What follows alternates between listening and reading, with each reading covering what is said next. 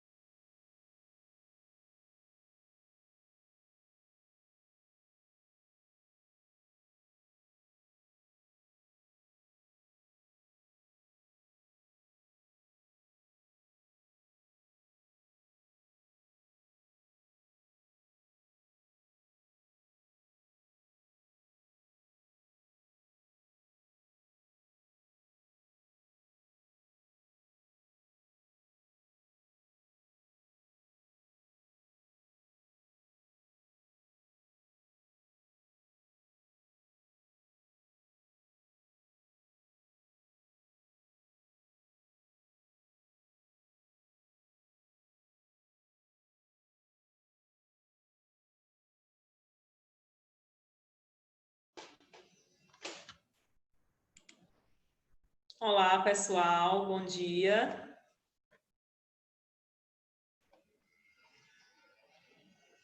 Vou aqui compartilhar a tela, tá, gente? Só um segundinho para a gente...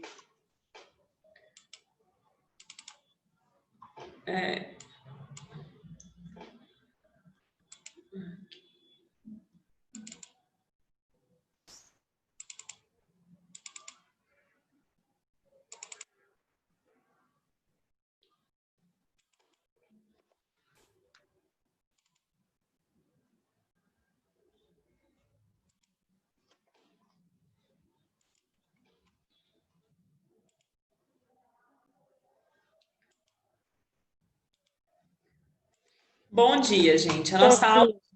Bom dia, né? Nossa aula de hoje, ela vai ser essa aula fazendo a correção, né, da avaliação, e aí quando a gente finalizar, se tiver tempo de aula, a gente dá início ao nosso conteúdo, tá, de literatura do mês, tá certo? O nosso conteúdo de literatura desse mês, gente, ele é meio que uma continuação do classicismo, tá? Porque ele acontece bem na mesma época. E aí a gente vai estudar, nesse mês, as primeiras manifestações literárias que ocorreram no Brasil. É um conteúdo bem legal, bem interessante, mas primeiro vamos fazer, né, a correção da nossa avaliação, tá?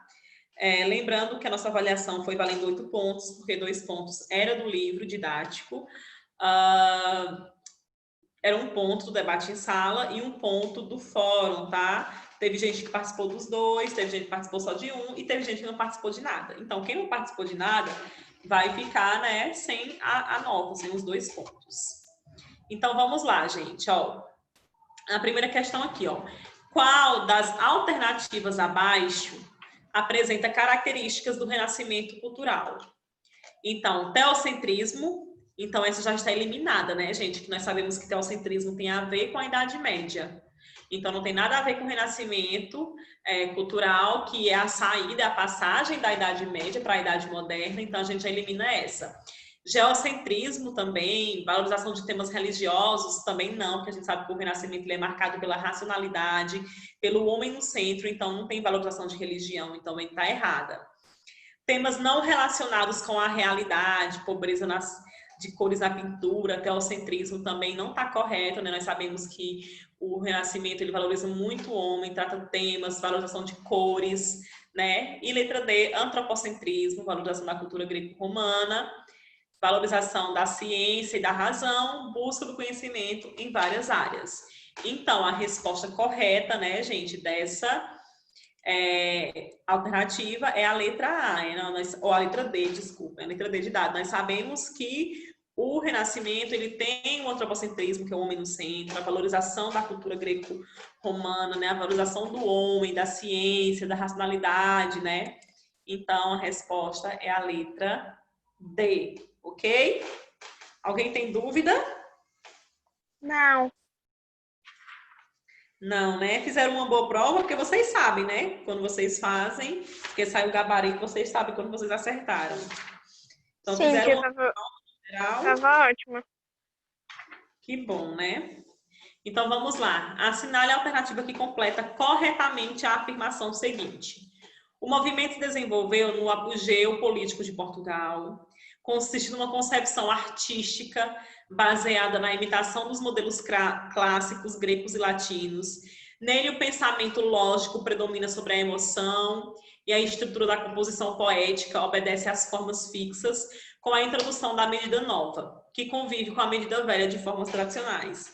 Então, trata-se de quem, gente? Do modernismo, do barroco, do romantismo. Classicismo. Letra D, classismo. Letra D, classicismo. Muito bem, Larissa, né? Então, a gente sabe aí que o classicismo, ele predomina todas essas estruturas, né? A medida nova, a medida velha junto, tá?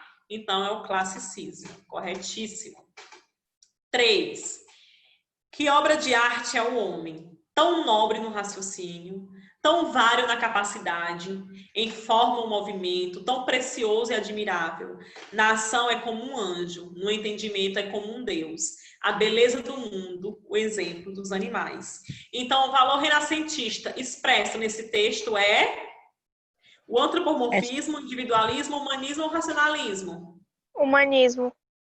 Humanismo, né? Se você observar, ele fala que obra de arte é o homem. Então, ele está comparando o homem, né, a uma obra de arte. Ele fala tão nobre o seu raciocínio, né, sua capacidade, sua forma, seu movimento. Então, ele está valorizando aí o humano, o ser humano. Então, é o humanismo, a maior característica presente nesse trecho.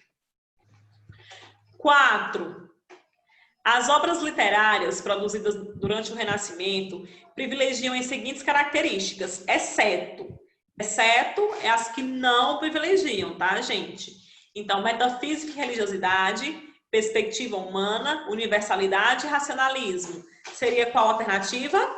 Metafísica e religiosidade, letra A. Exatamente, metafísica e religiosidade, né? A perspectiva humanista está dentro do Renascimento, a universalidade também, o racionalismo também. Então, é a metafísica e a religiosidade. Né? A religiosidade é a religião, o Deus, e a metafísica é essas coisas mais transcendentais, tá? Mas, enfim. A linguagem do classicismo é o quê, gente? É uma linguagem subjetiva e informal, rebuscada e culta, subjetiva e clássica ou objetiva e formal? Objetivo e formal, letra D. Letra D, objetiva e formal. A linguagem literária, gente, é objetiva? A linguagem, né, gente? Subjetiva e informal.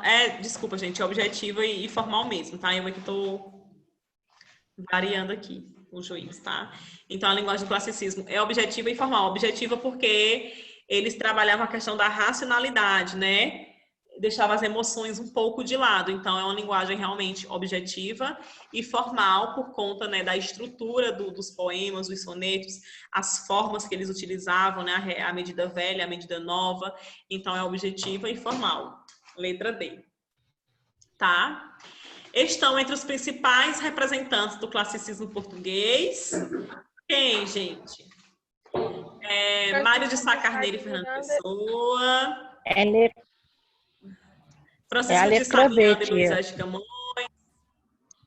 Letra B de bola, né, gente? Francisco de Sá Miranda. Francisco de Sá de Miranda e Luiz de Camões. Lembra que o classicismo iniciou em Portugal com a chegada de Francisco Sá de Miranda da Itália. Então, ele foi um representante bem importante no classicismo. A diferença é que Luiz Vaz de Camões se destacou, se tornou o principal, mas o Francisco também foi muito importante. Então, letra B de bola, tá? 7. Leia. Busque o amor, novas artes, novo engenho. Busque amor, novas artes, novo engenho, para matar-me e novas esquivâncias. que não pode tirar-me as esperanças, do mal que tirará o que eu não tenho. Olhai de que esperanças me mantenho, vede que perigosas seguranças, que não temo contrastes nem mudanças, andando em bravo mar, perdido, além. Mas, enquanto não pode haver desgosto, onde a esperança falta, lá me esconde. Amor o mal, que mata e não se vê. Que dias há que na alma me tem posto?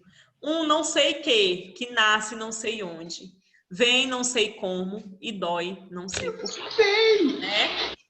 Então, nós temos esse poema do Camões, que fala assim, o poema acima possui 2 quartetos e 2 tercetos, né? A gente sabe que é um soneto, com versos decassílabos, heróicos, o que é decassílabos, né? A gente fazer a metrificação ali, a gente vai encontrar 10 sílabas poéticas.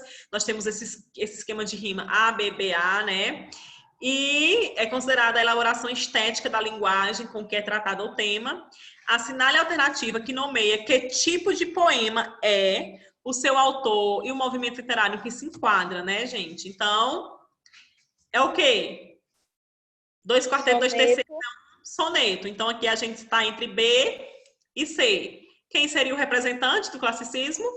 No caso, o Gregório de Matos é barroco. Então, é Luís de Camões e pertence ao classicismo, né, gente?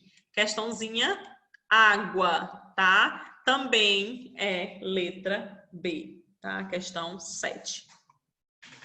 8. Leia o soneto de Luís de Camões para responder as questões, né? Dizem que esse soneto, gente, o Luís de Camões dedicou ele a Dinaneme, né? Que era a namorada dele lá, ao Fragon. Alguém quer ler? Eu, tia. Lê. Alma muito gentil, que te partiste tão cedo desta vida, descontente, repousa lá no céu eternamente, e viva eu cá na terra, sempre Cristo. O restante, mas alguém quer ler? Ou você pode continuar, Larissa?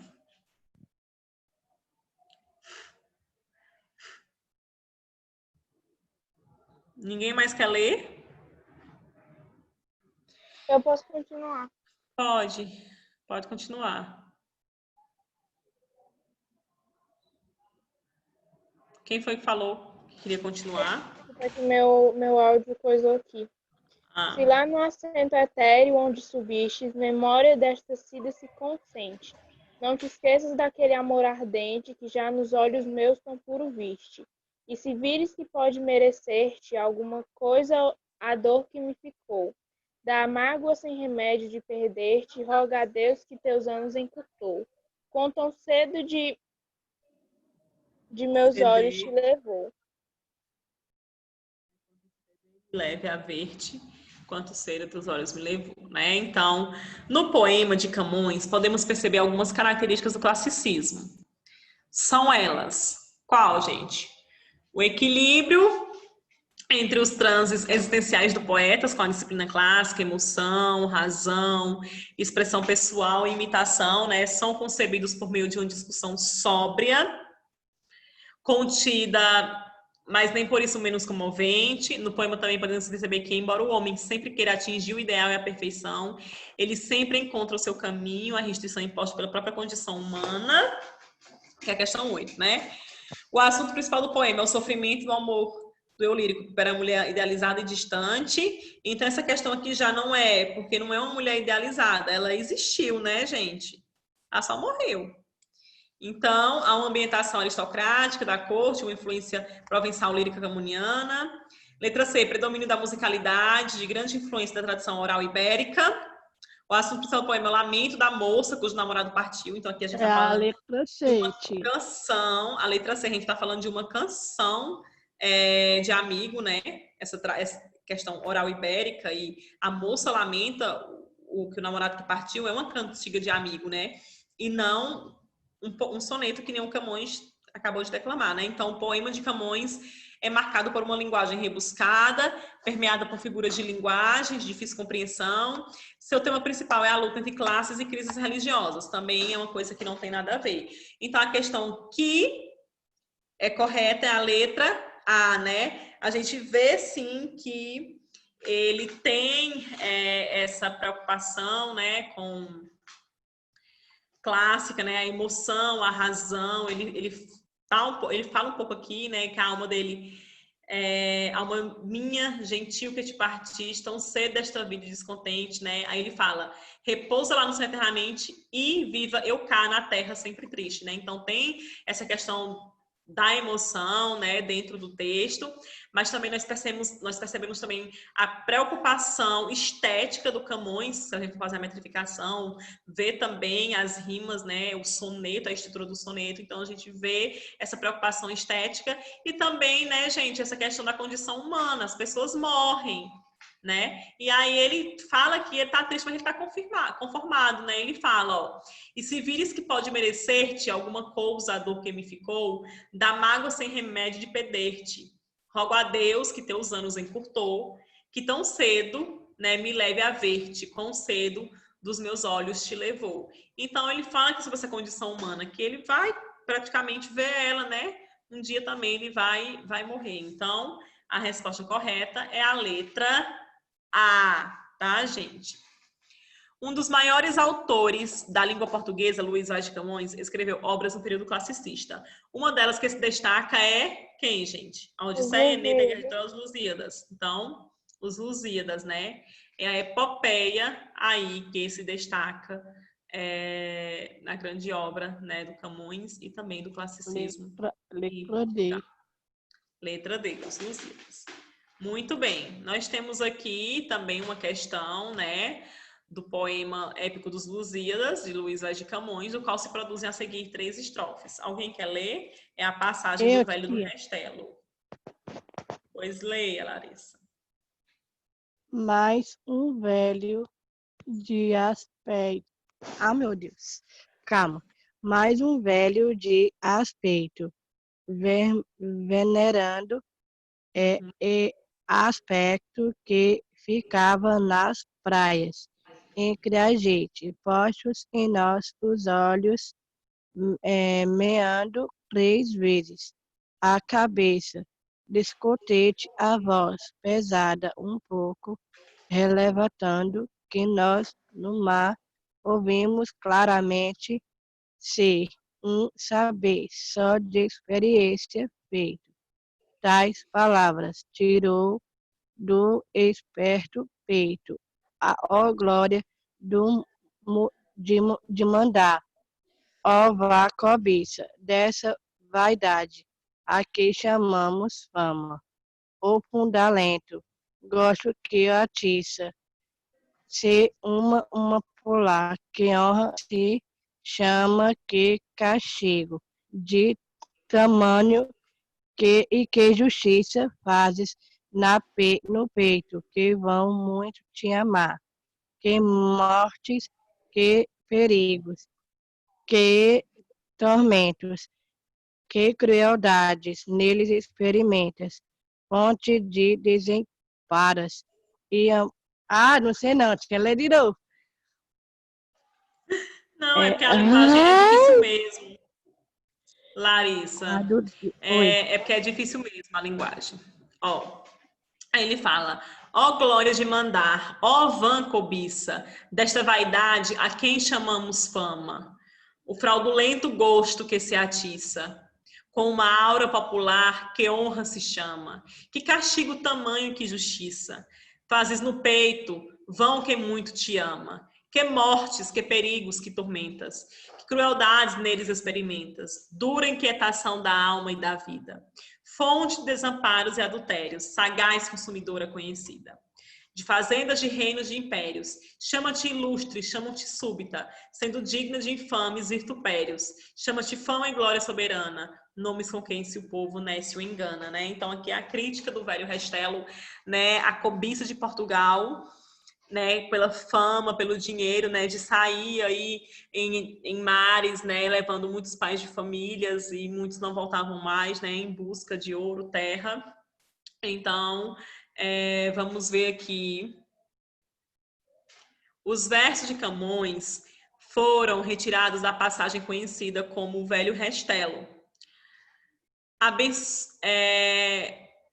Os versos de Camões foram retirados da passagem conhecida como o Velho Restelo. Nela, o velho abençoa os marinheiros portugueses que vão atravessar os mares à procura de uma vida melhor. Ele abençoa, gente? Não, né? Não, ele critica. Ele critica as navegações portuguesas por considerar que eles se baseiam na cobiça e busca da fama. A letra B está correta. Vamos ver a C. Letra B. Impressiona-se com a saída dos portugueses? Não. Destrata os marinheiros por não terem convidado? Também não, né? Então, a resposta correta é a letra B. Ele critica as navegações portuguesas por considerar que elas se baseiam na cobiça e na busca da fama. Né? Então, a 11ª questão diz assim, são características das obras do classicismo o que, gente? A retomada da mitologia pagã, a pureza das formas, a busca da perfeição estética, o egocentrismo, a interação da natureza com o eu, as formas perfeitas, o egocentrismo não, né, gente? O contraste entre o grotesco e o sublime. É a letra A. Então, a absorção da realidade. Então, é a letra A, né, gente? A retomada da mitologia pagã, né? A gente utiliza esses deuses mitológicos dentro das epopeias, dos sonetos, né, das obras classicistas. A pureza das formas, né, que eles são bem preocupados com a estética realmente dos textos, e a busca da perfeição, né, pela estética, tá? Eles são muito impressionados, a gente percebe isso na escultura, nas pinturas, né, a perfeição que eles desenham o homem, colocando o homem sempre no centro, né, marcando bem o seu corpo, as suas formas. Então, a resposta correta é a letra A, tá? Nós temos aqui uma questão, essa questão aqui, gente, é uma questão do Enem, tá? Coloquei para vocês, já estão no 9º ano, então é uma questão sobre o conteúdo, dá para vocês responderem. É o poema aqui do Camões, né? Aí tem assim, Leda, serenidade deleitosa, que representa em terra um paraíso, entre rubis e perlas doce riso. Debaixo de ouro e neve cor-de-rosa, presença moderada e graciosa, onde ensinando estão despejos e siso, que se pode por arte, por aviso, como por natureza ser formosa. Fala de quem a morte e a vida pende, rara, suave, enfim, senhora vossa, repousa nela alegre e comedido. Estas armas são com quem me rende e me cativa o amor, mas não que posso despojar-me da glória do rendido. Né? Então aqui é um dos sonetos do Camões e ele fala sobre uma mulher. Logo aqui abaixo nós temos uma obra, né? Observe o desenho dessa mulher, a roupa que ela está vestida, né? O que ela segura nas mãos, né? É uma pintura do Sanzio, a mulher com o unicórnio, ó. Nós temos aqui como se fossem realmente aquelas mulheres, né, antigamente, né, era dessa época mesmo, desses séculos passados. Vestida de investimento. A pintura e o poema, embora sendo produtos de duas linguagens artísticas diferentes, participaram do mesmo contexto social e cultural de produção pelos fatos de ambos. Então, o texto, o soneto é literário, né? E aqui é uma pintura. Então, são dois gêneros diferentes. São duas artes diferentes. Mas eles fazem parte do mesmo contexto social e eles viveram nesse período do renascimento cultural, né, gente? Do classicismo. Então, ele diz aqui, apresentaram um retrato realista, evidenciado pelo unicórnio presente na pintura e pelos adjetivos usados no poema. Então, não tem nada a ver aqui o unicórnio, né, gente, com os adjetivos do poema. Valorizarem o excesso de enfeites na apresentação da pessoa e na variação de atitude da mulher, evidenciados pelos adjetivos do poema. Também não, né, gente? Não tem nada a ver. Aí, letra C, apresentar um retrato ideal de mulher, marcado pela sobriedade, o equilíbrio, evidenciados pela postura, expressão e vestimento da moça, e os adjetivos usados no poema. Então, aqui nós já podemos ver essa questão, essa letra alternativa como certa. É a letra C. Leda, serenidade deleitosa, que representa em terra um paraíso, entre rubis e pérolas doce riso, debaixo de ouro e neve cor-de-rosa. Né? Então, aqui ele fala, ó, se a gente observar, ela tá com um colar realmente que é um rubi, essa pele aqui, ó, rosada, que nem ele fala, uma pele neve cor-de-rosa, porque ela é tão branquinha como a neve, né, que chega a ser rosadinha. Então, a letra C a gente já sabe que tá num rumo. Então, desprezaram o conceito medieval da idealização da mulher com base em produção artística. Também não, nós sabemos que aqui no Letra C. a gente tem essa questão da mulher, né, gente, da idealização dela, dessa mulher, do homem ser morto de amor por ela, e apresentaram um retrato ideal da mulher marcada pela emotividade e o conflito. Também não tem nada a ver, né, emoção aqui. Então, a letra correta é a letra C, tá, gente? Letra C. Teve alguém que fechou a prova? Tipo, teve alguém que fechou a prova? Quem foi? Falou eu. Teve alguém, gente, que fechou a prova. Não estava uma prova difícil. Eu fiz a prova? Não estava uma prova difícil, estava uma prova bem tranquila. Era só ler as questões com atenção, interpretar direitinho, né, gente? Porque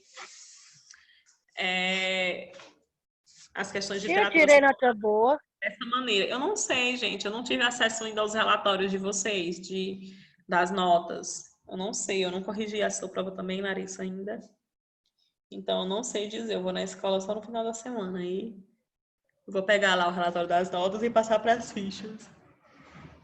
E acrescentar também as notas dos trabalhos de quem fez, de quem participou.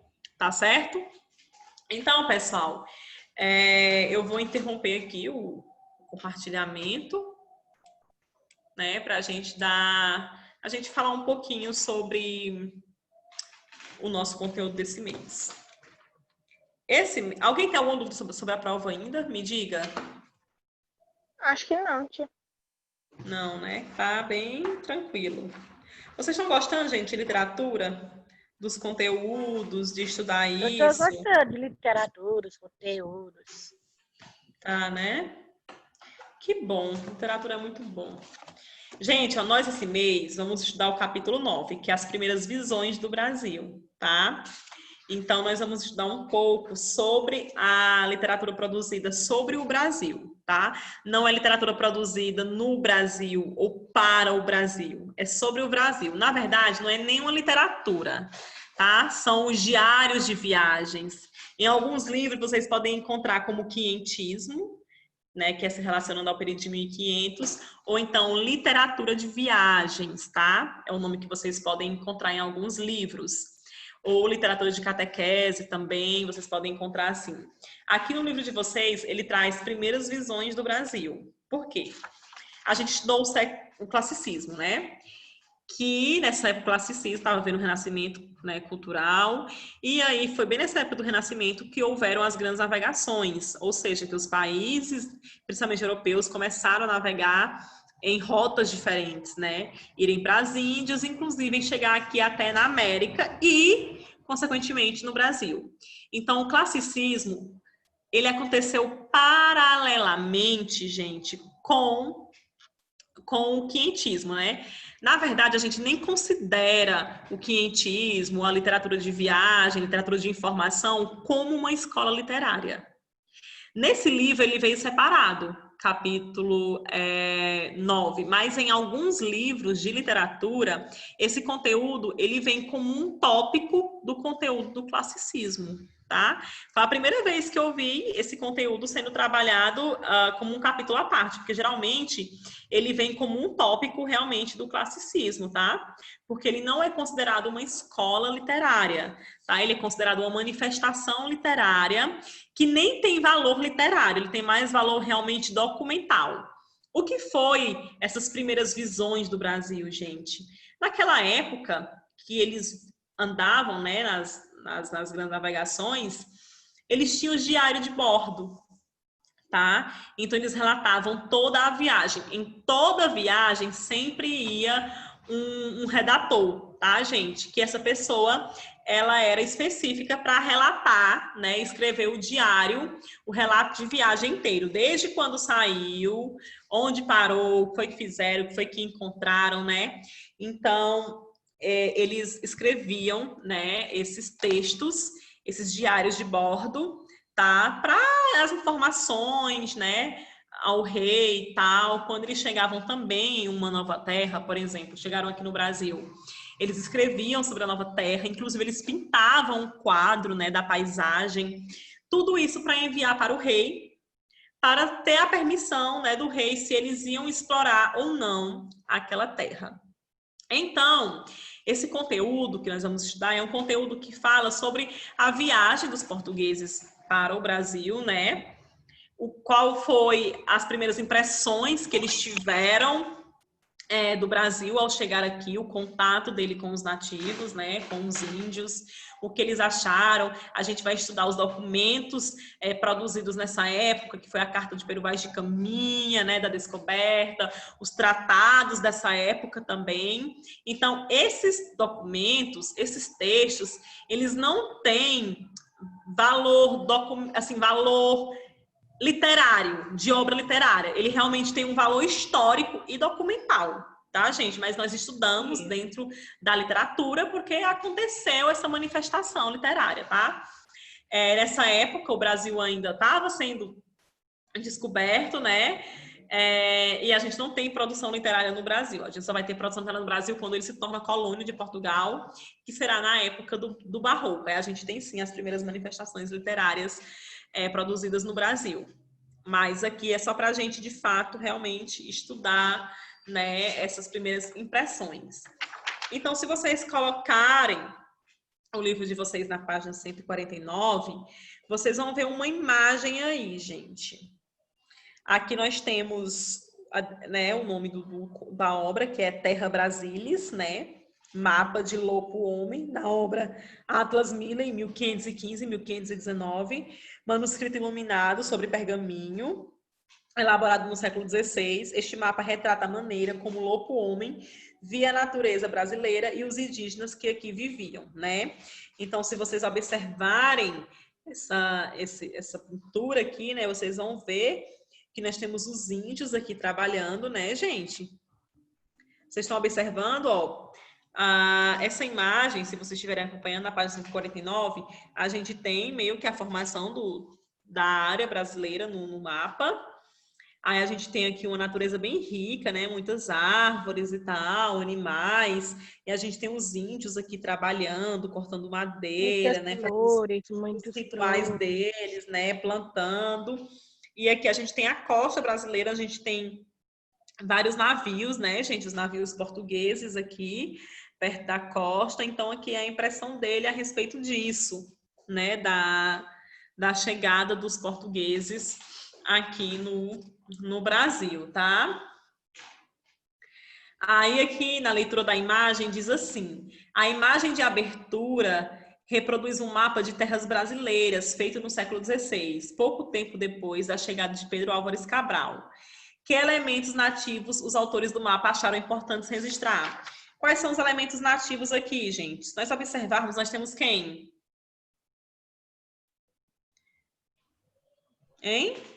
A natureza. Nós temos a natureza, as árvores. Nós temos quem? Os animais, né? Ó, a gente tem a arara, as araras, ó, o tamanho, a arara azul, inclusive, também, né? Ó, o tamanho dessas araras. A gente tem um jacaré aqui.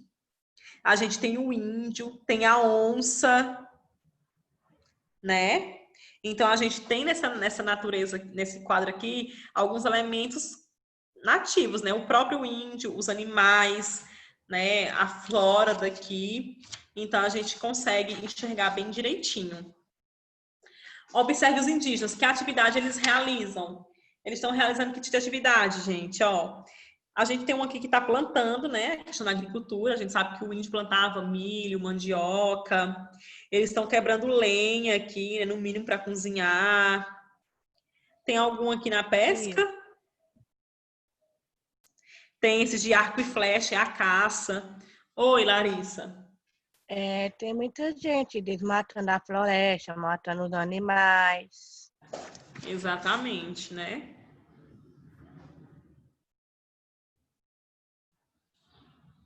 Tá.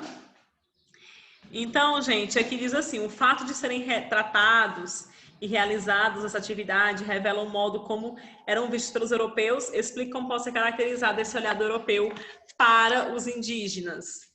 Hein, gente? Então, esse fato aí, né? Então, os indígenas, se a gente observar, aí eles servem aos interesses do europeu, eles estão trabalhando aí, né? Cortando, transportando, né? Então, se a gente observar aí essas posições que eles estão, os europeus viram ele como pessoas que poderiam, de fato, serem exploradas, né? Servirem eles conseguirem, né, toda a nossa riqueza, nossa fauna, nossa flora, pelos índios, pelo trabalho de mão dos índios, né?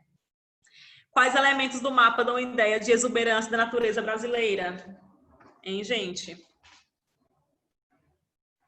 Nós temos o quê? Essa questão da exuberância. Os elementos do mapa, né? E nós temos os pássaros, os animais, né, gente? Ó, os pássaros coloridos, jacaré, arara, onça, macaco. Então, a exuberância está aí pelos animais coloridos. E ainda na terceira questão diz assim, que ideia sobre o novo mundo esse mapa transmite às cortes europeias, hein, gente?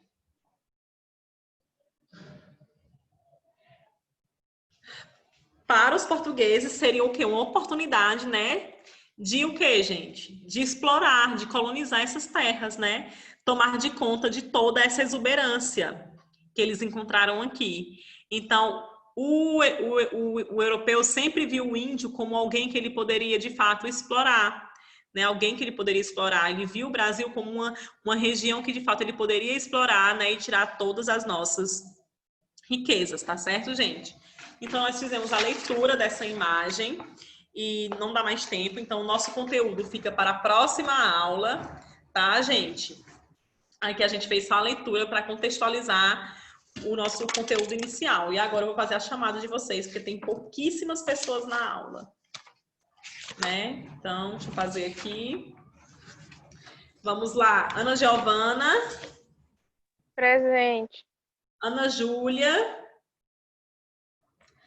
Ana Laura. Andressa. Presente. Anive. Arthur. Bárbara. Bruno Firmino. Daniel. Presente. Enzo. Felipe. Presente. Gabriel. Giovana Maria. Guilherme. Presente. Yasmin. João Marcos. Juliana. Carol.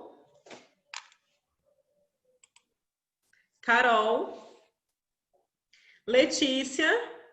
Presente. Lívia. Lucas. Maria Alice. Presente. Quem foi que falou presente? Foi Lucas? Foi. Maria Alice. Maria Rita.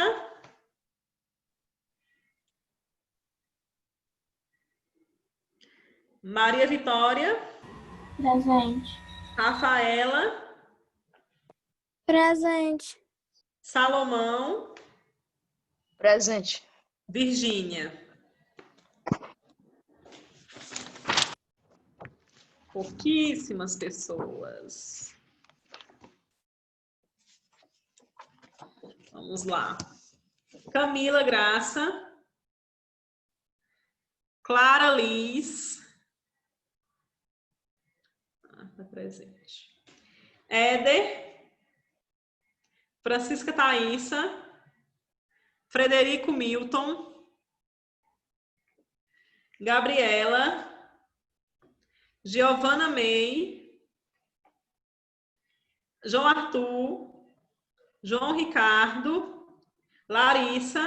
Presente. Maria Isadora. Matheus. Nathalie. Tá presente aqui. Nayara. Nicolas. Sara e Vitor. Deixa eu ver aqui, quem botou presente aqui. Então, Sara está presente.